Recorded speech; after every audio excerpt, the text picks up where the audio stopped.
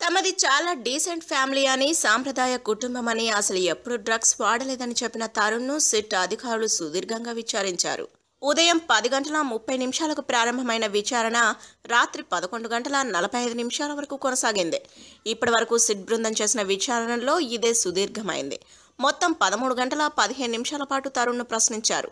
ఎంత ప్రశ్నించినా తరుణ్ మాత్రం తానెప్పుడు Goa వెళ్లలేదని, drugs deals తెలియవని, చెడ్డ పేరు వస్తుందనే కారణంగా పబ్ వ్యాపారాన్ని కూడా వదిలేశాననే చెప్పాడు. సిట్ అధికారులు ఎంతగా ప్రశ్నించినా పొడి సమాధానాలతోనే సరిపెట్టాడు. శనివారం అబ్గారీ భవన్లో హీరో తరుణ్ను సిట్ అధికారులు విచారించారు.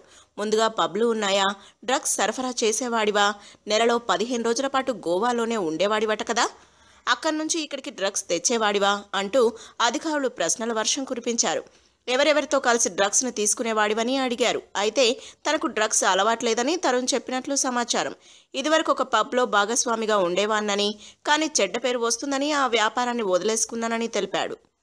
తమది సాంప్రదాయ కుటుంబమని, చాలా డీసెంట్ ఫ్యామిలీ అని, ఎలాంటి చెడు అలవాట్లు లేవని సమాధానమిచ్చాడు.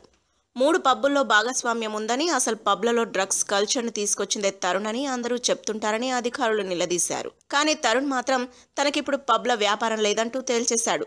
ఆన్ పబ్ ఇప్పటికీ తరుణ్ పేరిట ఉన్న సంగతిని అధికారులు గుర్తు చేశారు. దానికి తాను ఆ పబ్ను అమ్మేశానని, ఇంకా యాజమాన్యం మారలేదని చెప్పినట్లు సమాచారం.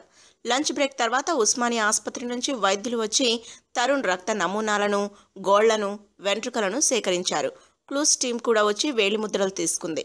తరుణ్ ఎప్పటికీ వాస్తవాలు చెప్పడం లేదని గమనించిన అధికారులు కొన్ని వీడియో క్లిప్పింగ్లు, ఫోటోలు చూపించి వీటి సంగతేంటని ప్రశ్నించారు. అయినా డ్రగ్స్తో సంబంధం లేదని చెప్పినట్లు సమాచారం. ఈ సందర్భంగా డ్రగ్స్ కేసు ప్రధాన నిందితుడు కెల్విన్తో సంబంధాలున్నాయా అని ప్రశ్నించారు. కెల్విన్ అంటే ఎవరో తనకి తెలియదని, సంబంధాలు లేవని చెప్పినట్లు సమాచారం. If you like the video, please like us and subscribe Tollywood Nagar.